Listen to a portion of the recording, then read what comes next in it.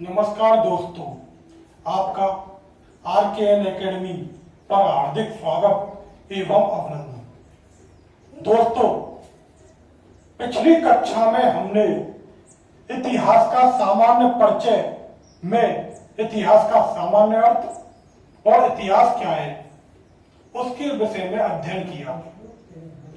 आज हम इतिहास के सामान्य परिचय में विभिन्न इतिहासकारों द्वारा दी गई परिभाषाएं एवं इतिहास लेखन की विशेषताओं के बारे में अध्ययन करेंगे। तो दोस्तों, आज इतिहासकारों द्वारा दी गई परिभाषा कौन सी है उनके बारे में पहले हम भारतीय संदर्भ में देखेंगे, उसके बाद पाश्चात्य जो लेखक हैं उनके संदर्भ में देखेंगे। तो सर्वप्रथम कौटिल्य।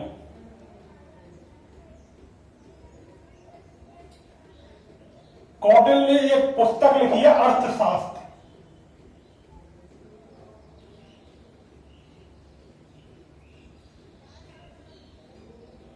यह पुस्तक शासन पर आधारित पुस्तक है। ऐसा लगता है जैसे अर्थशास्त्र आर्थिक नीतियों पर हो, लेकिन इसमें जो शासन की जो गतिविधियां हैं, राजनीतिक गतिविधियां हैं, उनके बारे में वर्णन किया गया है। ये कई बार प्रतियोगी परीक्षाओं में प्रश्न पूछा गया है कि अर्थशास्त्र किस पर आधारित है, तो इसका सही आंसर है शासन के सिद्धांतों पर। अब हम कौटिल्य ने क्या कहा है उसके बारे में देखेंगे।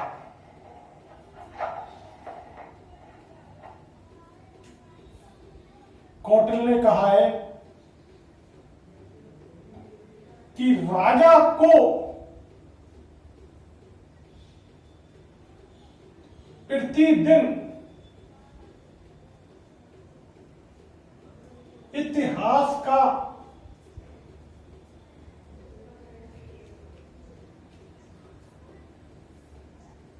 अध्ययन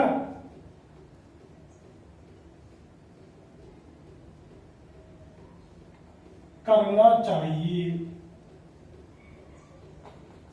तो कौटिल्य ने अपनी अर्थशास्त्र में क्या लिखा है कि राजा को प्रतिदिन इतिहास का अध्ययन करना चाहिए।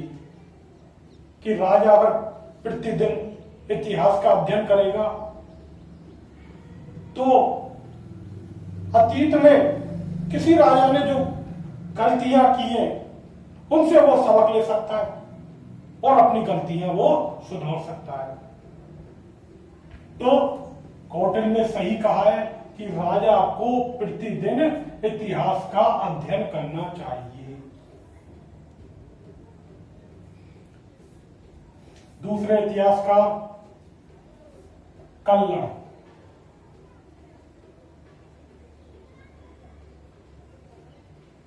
इन्होंने एक पुस्तक लिखी है, राजतरंगिणी।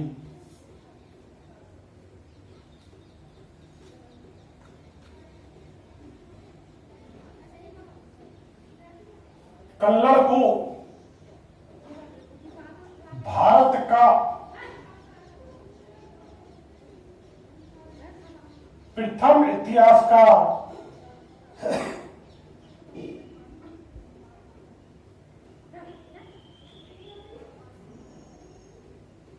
कहा जाता है। कल्लड़ को क्या कहा जाता है? भारत का प्रथम इतिहासकार। यह क्यों कहा जाता है? क्योंकि कल्लड़ ने इतिहास लेखन की जितनी भी विधाएं हैं, जितने भी नियम हैं, उन सबका पालन किया। इसलिए भारत का प्रथम इतिहासकार किसे कहा जाता है? कल्लड़ को कहा जाता है। अब कल्लड़ ने अपने राजतरंगिणी में क्या है? कोई व्यक्ति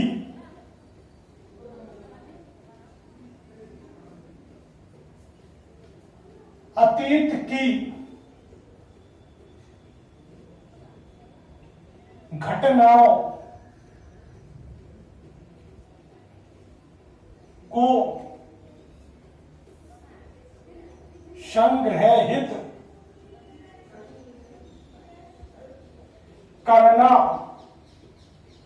चाहता है तो उसे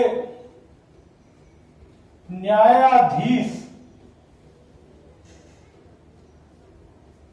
की तरह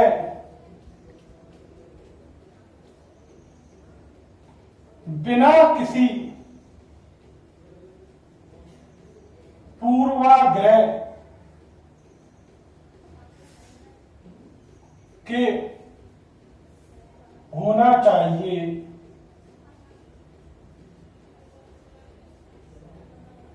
तो कल्हड़ ने अपनी राजतरंगिणी में क्या लिखा है कि कोई भी व्यक्ति अगर अतीत की घटनाओं यानी भूतकालीन घटनाओं को संग्रहित करना चाहता है तो उसे न्यायाधीश की तरह बिना किसी पूर्वाग्रह के होना चाहिए। अब न्यायाधीश का कार्य क्या है? न्यायाधीश का कार्य निष्पक्ष निर्णय देना, यानी कि उसका निर्णय पूर्व निश्चित नहीं होता, वो साक्ष्यों के आधार पर परीक्षण करने के बाद अपना निर्णय देता है। उसी प्रकार एक इतिहासकार को भी जो अतीत की घटनाओं को संग्रहित करना चाहिए उसे न्यायाधीश की तरह होना चाहिए। अगला है बर्नी। बर्नी ने अपनी पुस्तक तारीख-ए-फिरोजशाही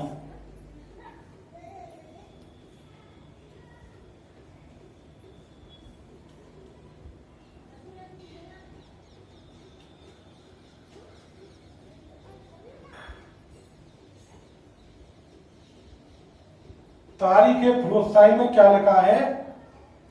इतिहास विज्ञानों की रानी है।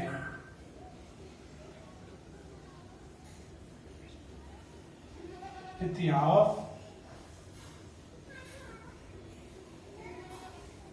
विज्ञानों की रानी है।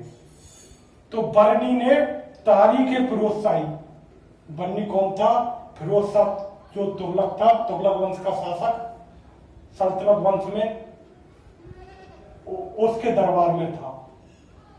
तो इन्होंने क्या लिखा है? इतिहास विज्ञानों की रानी है।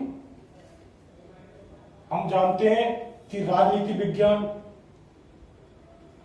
सामाजिक विज्ञान, कला, अर्थशास्त्र आदि का जो विकास हुआ है वो इतिहास से हुआ है।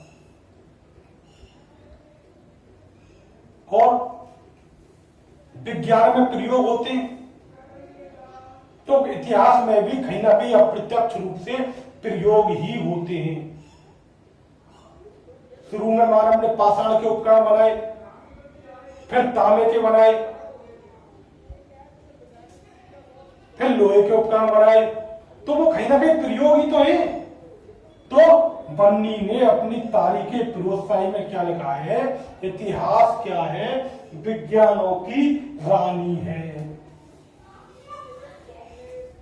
अब अबुल फजल जिन्होंने कौन सी पुस्तक लिखी है? आईन-ए-अकबरी। तो अबुल फजल किसके दरबार में थे? अकबर के दरबार में थे।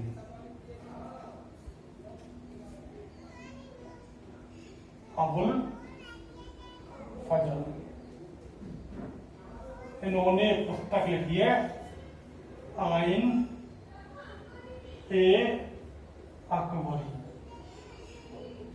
इसमें क्या लिखा है? इतिहास एक ऐसा दवाखाना है। इतिहास एक ऐसा दवाखाना है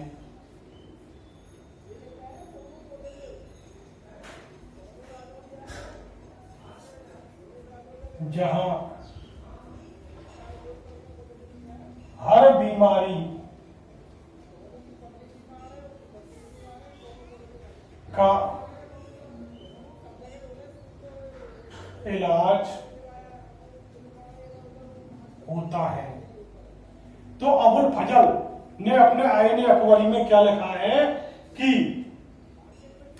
इतिहास एक ऐसा दवाखाना है जहां हर बीमारी का इलाज होता है।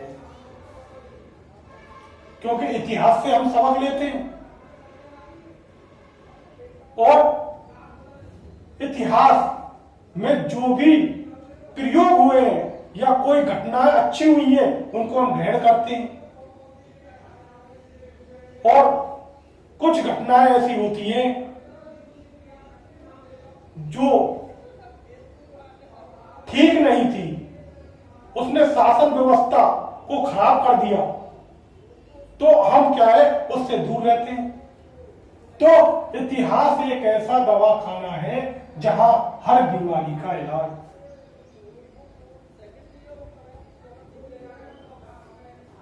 ये तो भारतीय संदर्भ में देखी, कुछ पाश्चात्य संदर्भ में भी इतिहासकारों की परिभाषाएं देख लेते हैं।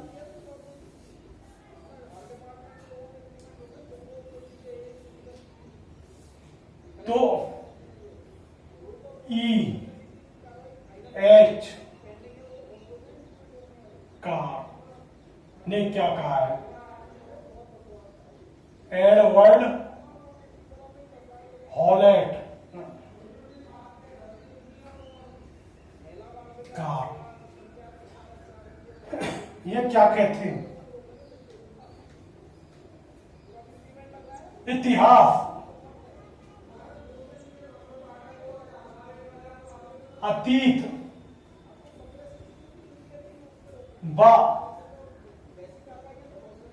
वर्तमान के मध्य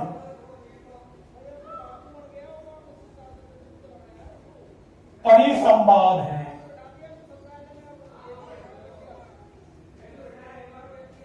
इतिहास क्या है? अतीत व वर्तमान के मध्य परिसंवाद है।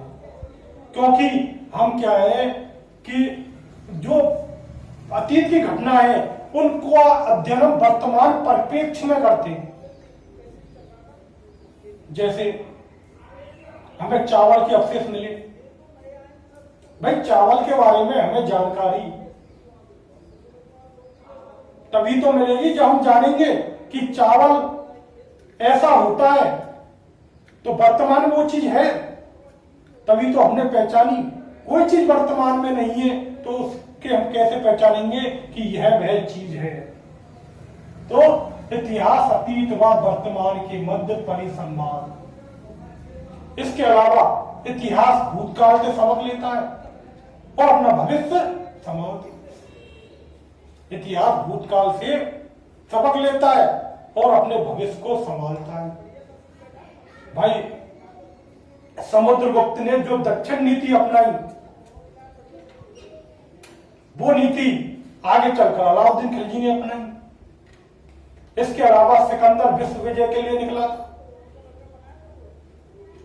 लेकिन उसकी विश्व विजय अधूरी रह गई। अलाउद्दीन खिलजी भी विश्व विजय पर जाना चाहता था, लेकिन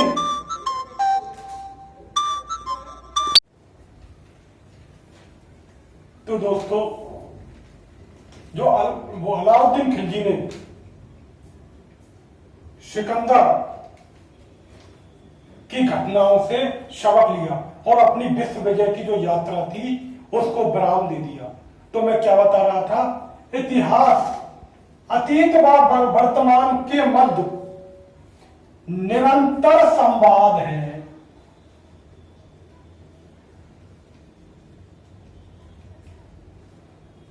तो EH कार, एडवर्ड हॉलेट कार जी क्या कह रहे हैं कि इतिहास अतीत व वर्तमान के मध्य निरंतर लगातार संवाद है।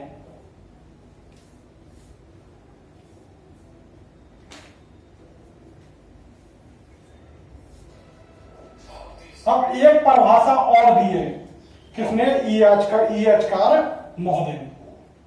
वो क्या कह रहे हैं कि इतिहास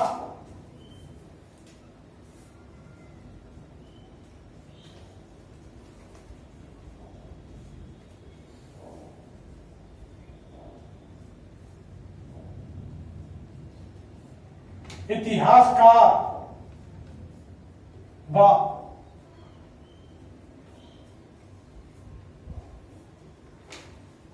तथ्यों के मध्य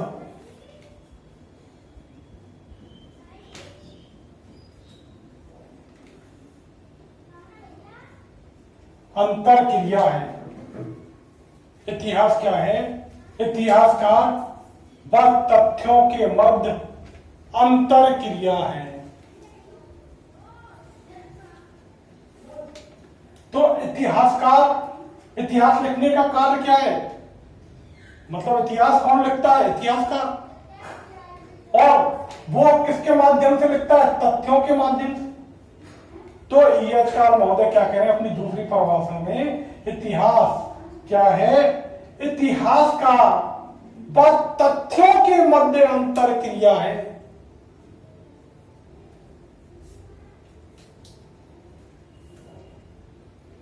शेख अली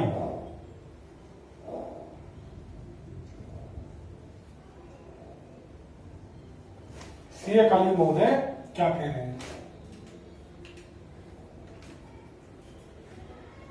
जो राष्ट्र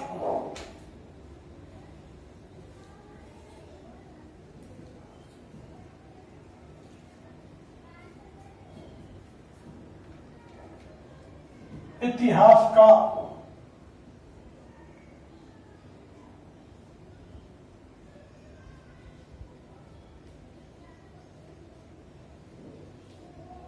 अध्ययन नहीं करता, शेख अली महोदय क्या कह रहे हैं? जो राष्ट्र इतिहास का अध्ययन नहीं करता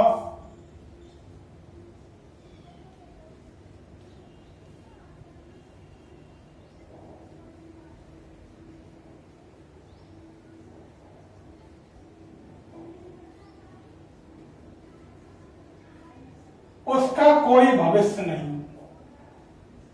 कि शेख अली महोदय क्या कह रहे हैं? जो राष्ट्र इतिहास का अध्ययन नहीं करता उसका कोई भी भविष्य नहीं है।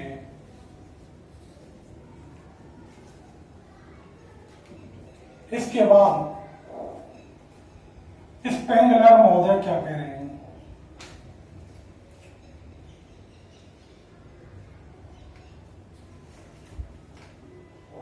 इतिहास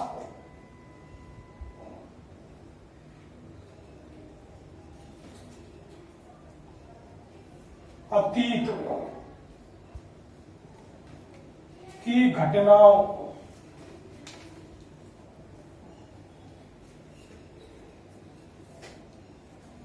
का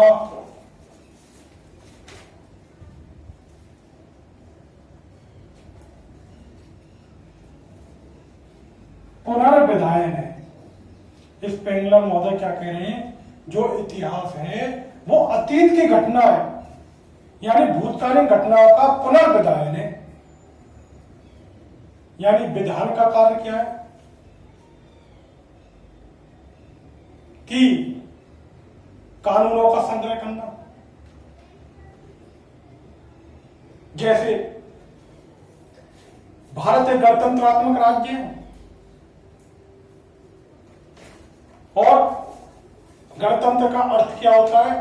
कि जिस राष्ट्र का जो मुखिया है उसका निर्वाचन होता हो, और गणतांत्रिक जो व्यवस्था है वो प्राचीन काल से चली आ रही है। तो हमने क्या किया है कि पुनर्विधायन, इतिहास अतीत की घटनाओं का पुनर्विधायन है कि किसी विधान में कुछ बातों को जोड़ दिया जाए, कुछ घटा दिया जाए। तो हमने किस चीज से ली? इतिहास से तो ली वो चीज। तो इतिहास अतीत की घटनाओं का पुनर्विधायन है। अब है ट्रेवलियर महोदय।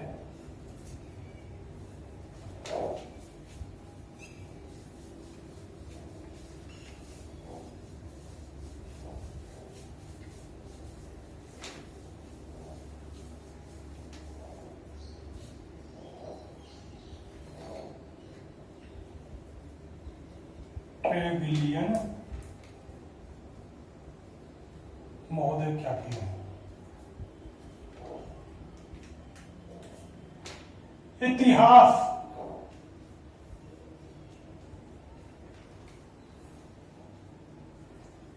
वैज्ञानिक नहीं है,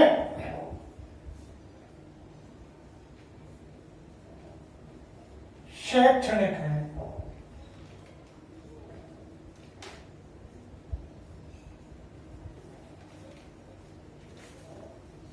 ट्रेविलियन महोदय क्या कह रहे हैं? इतिहास वैज्ञानिक नहीं है, शैक्षणिक है। इससे हमें शिक्षाएं मिलती हैं। इन्होंने दो परिभाषाएं दी।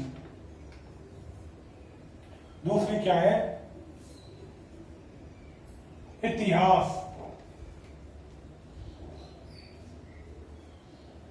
अपने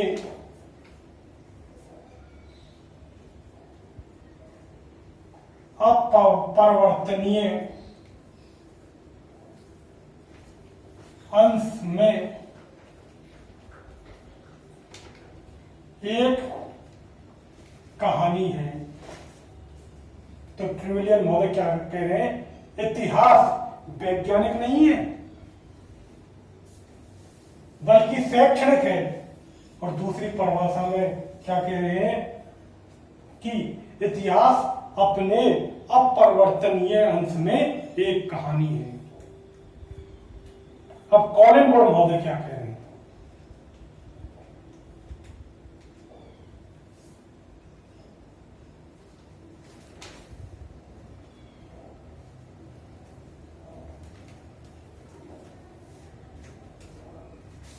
हम उस युग में जी रहे हैं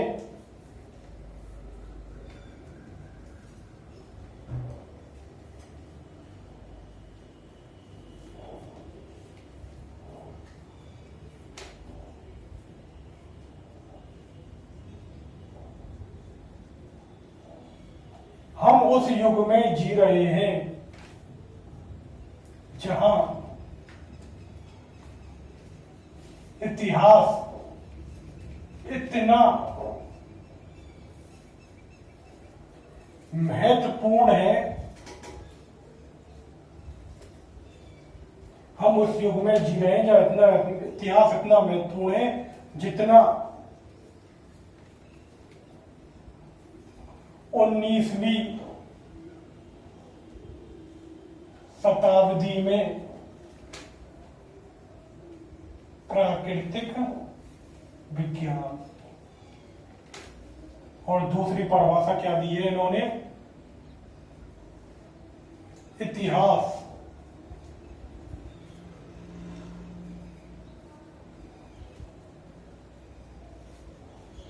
जो है विचारों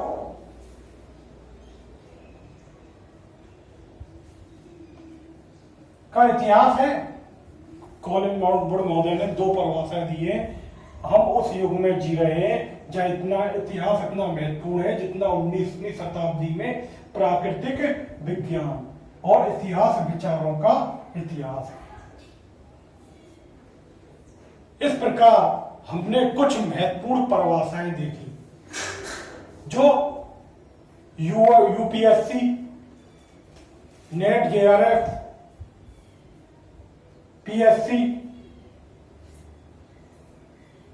कॉलेज लेक्चर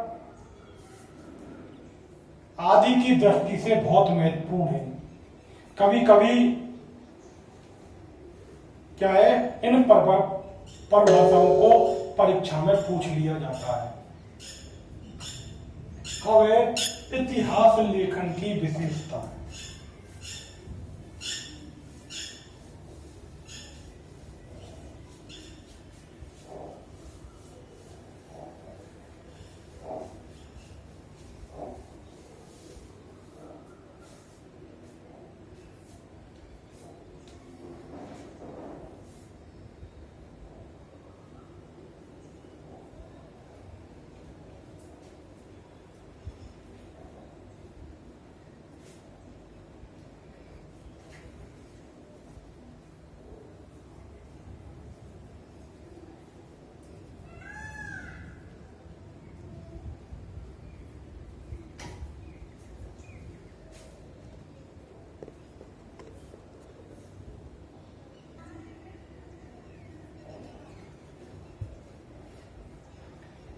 तो हमने क्या पढ़ा, विभिन्न इतिहासकारों द्वारा इतिहास की दी गई परिभाषा।